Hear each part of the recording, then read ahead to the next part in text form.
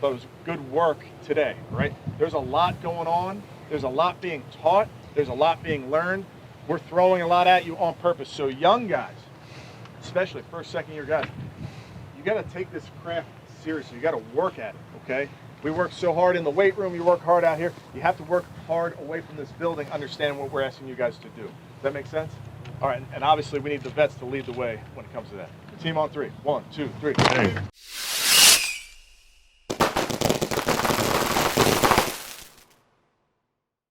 What's going on, everyone? Welcome to the Cleveland Pulse. Hope you're all doing well. I am your host, Justin Harold, and with me, as always, my co-host, Jeff Santa. Today, we're bringing you guys some Browns news. Obviously, we had the update on Nick Chubb, which if you guys haven't already seen, go check out that video.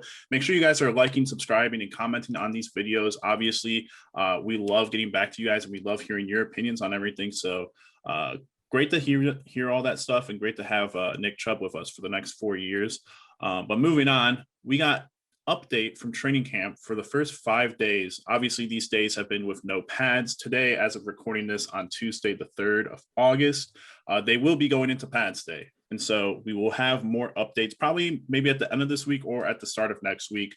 We'll figure that out. But Jeff, how have you been, and what have your thoughts been so far on the training camp news that you've seen? I've been doing good. I think that it's crazy how we talked about all that dead period where there was no Browns football, in between free agency and the draft and now. But looking back on it, it seems like, wow, this kind of crept up on us pretty fast. I can't believe it's already August and the training camp's already here. I'm glad to see the fans back in Berea. I think that's been really cool. And I know, like you said on Twitter, the Building the Browns episodes have been really big for me.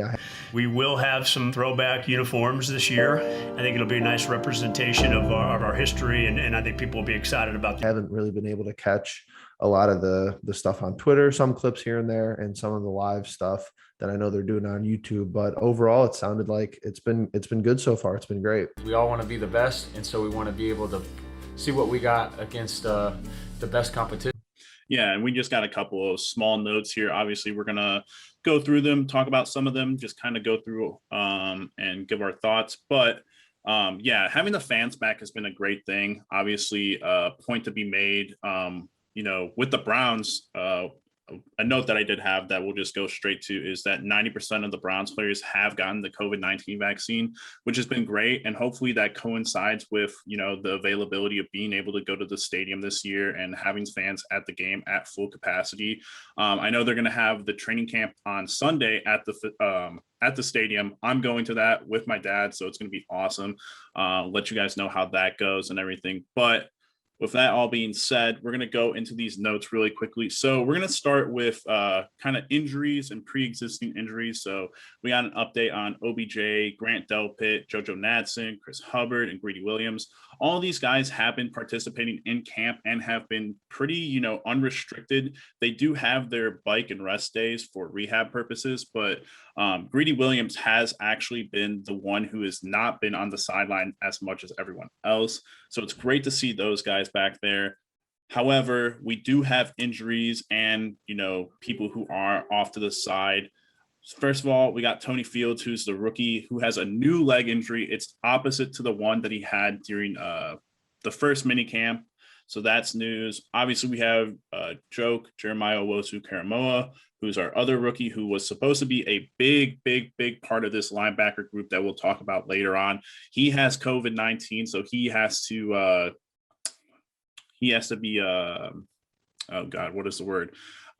He's out, but he should be coming back. Yeah, sidelined. I was trying to think of the quarantined. Couldn't think of it for some reason. But he apparently, according to Kevin Stefanski, he should be returning sometime soon, which is great. Then we have two of the bigger concerns in Ronnie Harrison, who has a hamstring injury. It hasn't been really delved into about what the severity is, but hopefully nothing too bad. And then the scariest one, which happened yesterday, Anthony Walker leaving the field on his own power with a knee injury. Jeff, what are your thoughts on all these pre-existing and new injuries? I think training camp is definitely a little bit odd just because it's a lot of live tweeting, and it's basically how somebody tweets on Twitter. If you take it with a grain of salt, or if you take it with if it's actually a severe injury. I thought it was interesting that we had that scare right at the beginning of camp that Greedy Williams walked off the field and like the first practice with the trainer, but that came out later to just be like he was just dehydrated or it was heat related. Right. But Anthony Walker makes me a little bit nervous just because he's someone who I believe played a good percentage of snaps last year. I know that Ronnie Harrison is also, if he's injury prone, he's going to be injury prone. And I feel bad for him because I know this is a contract year. I know that that's the last thing he wants to do is be injured. So hopefully those guys just have minor issues. Hope that the training staff and everybody involved really keeps a close eye on people. And that seems like what they're doing. You know, I feel like some of the reports have been, if they see something that looks wrong or even just minor precautions, that they've been taking guys off the field, which it's early, it's training camp. That's fine with me. I'm not too worried. Hopefully we get more news about Walker and Harrison today though. Yeah, absolutely. And I think the training staff has been doing a great job with just kind of getting guys off the field and giving like mandatory rest days. Obviously, we've seen Myles Garrett get a couple of those, Jarvis Landry, and other players throughout the whole camp, which is, great. Obviously, you want to give the veterans and the people that have been here the longest who know the stuff already, their rest days. So it's great to see that they're kind of being proactive about all that. So good stuff there. Moving on from that point, we're going to go into just a kind of like, so I took a lot of these notes from Jake Trotter on Twitter. Again, these are just day 1 through 5 notes. And what I did is put the most consistent notes into just a document. So I'll read this off. Obviously, Jeff and I will make comments where needed, but we're going to start off with some Baker Mayfield news. Jake Trotter says that he looks in control of the offense and he's been on fire in the 7-on-7s. Trotter notes that these situations are slanted in favor of the offense. However, opposed to previous 2 seasons when Baker and the offense struggled to string together any completions, this has been a quick and pleasant surprise. Jarvis Landry, after cutting some weight, seems to be much quicker and faster. If you guys haven't watched any of the videos that have come out through the Browns, Jarvis Landry has cut some weight. Obviously, he was a little bit bulkier last year, which made him stronger in some of those really contested catches that he's had. But I think that this has been something that Jarvis himself has said, that he's really happy that he's cut down on weight. So I think that's a nice little note. And then the standout of the wide receivers as of far has been DPJ, Donovan Peoples-Jones, who has made acrobatic catches and all throughout camp. And the final note for the offense here right now is Stefanski said they're not skipping teaching language for the offense. However, they've been able to zip through it faster because the players already know it. Something I've always harped on about continuity and just having the same offense and same coaching staff and same players all instilled from the previous seasons. Jeff, anything of note there? Man, I think that this is what happens when you build unbelievable rosters, because this roster really is something that we've never seen before. Browns fans have never seen before, but it's early and it's going to be a contested battle, because you'd love to say that the linebackers probably have that's going to be the position that's going to be fought for the most. Yep. I think coming into camp, that was pretty straightforward about how, if you just look down the surface, those guys are probably going to have the most competition. But you really look into the other position groups and it's like, wow, you wish that we're going to throw the ball maybe 50 times a game, because there's so many wide receivers. You have OBJ, of course, coming back from injury. You have Landry, who's quicker now. That's going to be a crazy asset. You have the rookie Anthony Schwartz. How is he going to fit in? You re-sign Hollywood Higgins. Could he be number 3? Probably. And then DPJ comes out of the Gates camp looking unbelievable, looking like a totally different wide receiver, I'm hearing. So it sounds like he might be the number 3 now. So it's like, how are all these guys going to get enough reps for us, for everyone to really get their work in? And I think that it's totally possible. And I think that that's something looking forward, that's going to probably be one of our bigger assets on this team, is just how we could shuffle guys in and out and how deep we are coming off, even the sidelines for the wide receivers. Yeah. And even a note, just like that kind of position 3 with the skill players of the running backs, even with Dearness Johnson and Demetric Felton, who are fighting for that 3rd spot behind Kareem Hunt and Nick Chubb, who just signed his new contract. I'm leaning towards Felton has already worked his way into that 3 spot.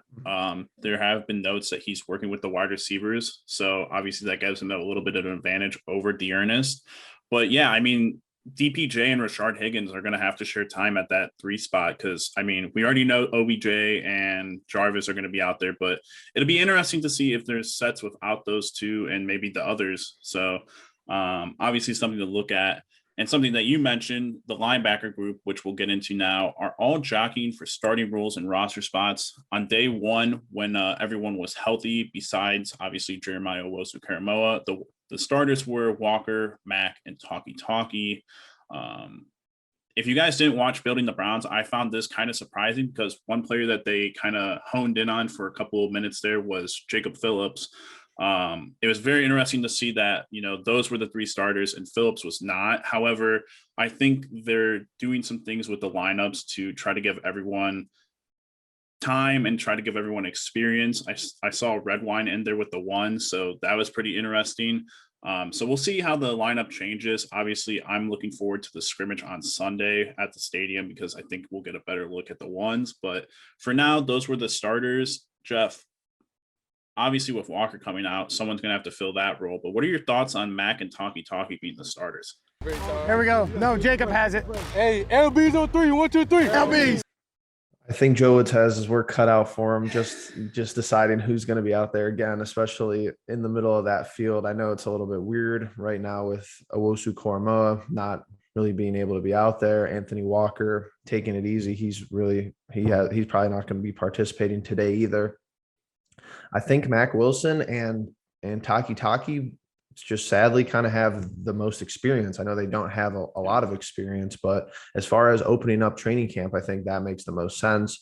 I know Mack Wilson has gotten he's caught a lot of flack in this past season, maybe in the off season. Hopefully he's put the work in. I think that me and you both know that he could play at an above average linebacking caliber play style.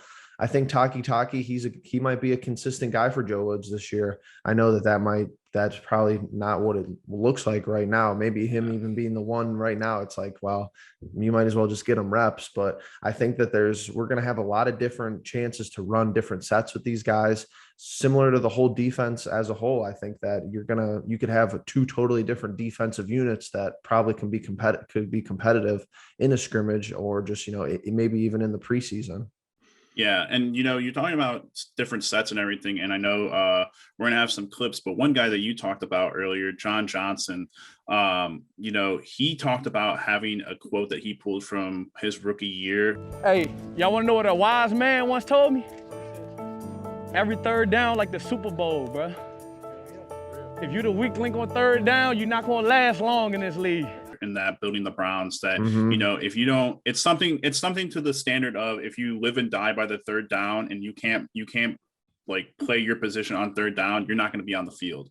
And so obviously a lot of that came from our linebackers last year where we had a lot of problems covering guys that ended up catching first downs and all that. So it'll be interesting to see who comes out of that linebacker group and becomes those starters and eventually hopefully the third down guys, because we could just see 1 linebacker on third downs, maybe 2, but I'm hinging my bets on Walker, Joke, and Jacob Phillips being, the most consistent guys we see out there. So that being said, I do have smaller notes. Jeff, before we get into those, do you have anything that you want to point out? Honestly, I really like what I've seen from Anthony Schwartz, at least from what I've heard. I'm not sure if those are in your notes. I don't believe that they are. I know we just talked about the wide receivers. We're kind of bouncing all over the place, but from somebody where his draft critique was that he might not be able to catch the ball extremely well. I've only seen good clips of him and Baker connecting on passes that they don't look too easy. I mean, some of them are simple and it's obviously quite early in the NFL timeline for the season, but I don't see any bad reports of him not being able to contain the ball, to really use his hands as an asset. So I think that that's a great sign, considering that was pretty much the only negative that was talked about him as a draft and in the draft as a player. Yeah, and obviously there's a lot more notes on the offensive players when it's just 7-on-7s and no pads and everything. The defensive side of the ball, we did talk about Greedy Williams coming back. He was the starter on day one opposite of Denzel Ward, which was interesting. Obviously, he had to come off, and we saw great play from Greg Newsome, obviously rookie, who we expect a lot of big things from this season. Yeah, I thought the guys did a great job with the voluntary OTAs. Oh, yeah! Either being the 3, the number 2, or however he plays into this defense, which I find super intriguing. Obviously, we'll have to stay tuned for all that. There's not a huge amount of notes for the defense, obviously, just because it is no pads as of yet. But just a couple of side notes. Andrew Billings, who showed up to camp 20 pounds lighter after being too heavy in minicamp. That's pretty extraordinary. And he he got a little bit of praise from the D-line coach about being one of the strongest guys he's ever seen. Pretty spectacular that he came up with that, considering he has Myles Garrett with him. But there were other notes. Takk McKinley also had a couple of those heat-related issues that Greedy Williams had. And Jadeveon Clowney and Myles have looked great together.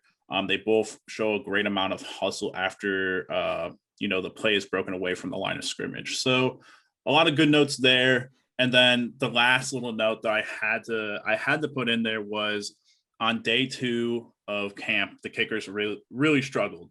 And that just seems to be a consistent point of emphasis that we've always had for the Browns these past few years. It's just ever since Phil Dawson has left, our kickers have sucked, and we always have to worry about, all right, if a game comes down to a field goal or to an extra point, are our kickers going to be able to make those?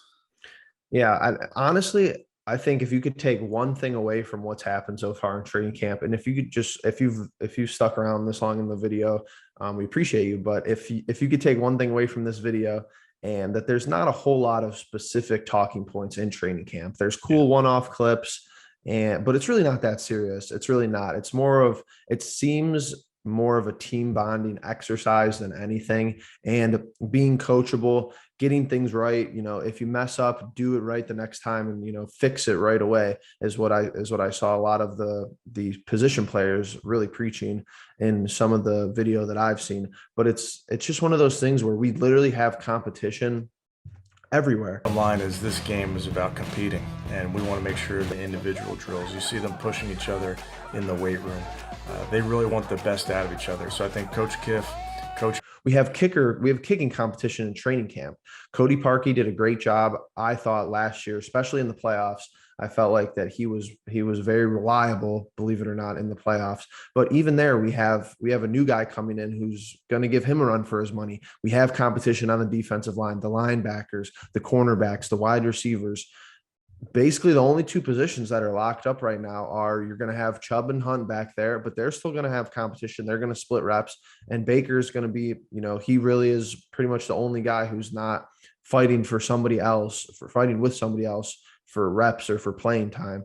And that's pretty much how you want it, especially building, a Super Bowl roster. So I think if you could take one thing away from what we've talked about, it's that everybody's going to be motivated day in and day out on this team. Yeah, and just another note is that the one thing about training camp that we've seen with other teams so far is stay healthy. Obviously, last year we suffered with a lot of injuries through training camp, and it hurt us early on. But we saw Carson Wentz, who was brought into the Indianapolis Colts to be their starting quarterback and to hopefully lead them to a division win. He's going to be out for an extended period of time with a foot injury. Lamar Jackson of the Ravens has COVID. Obviously, that's not an injury, but it does impact their training camp and everything. So we just want to stay healthy. I know Jeff and I really want us to stay healthy, of course, because of last year. But everyone, like Jeff said, if you made it this far into the video, thank you so much for watching. Please do like, subscribe, and comment on this video. Let us know what your thoughts about training camp have been so far and what we said. And we'll see you in the next one. Peace.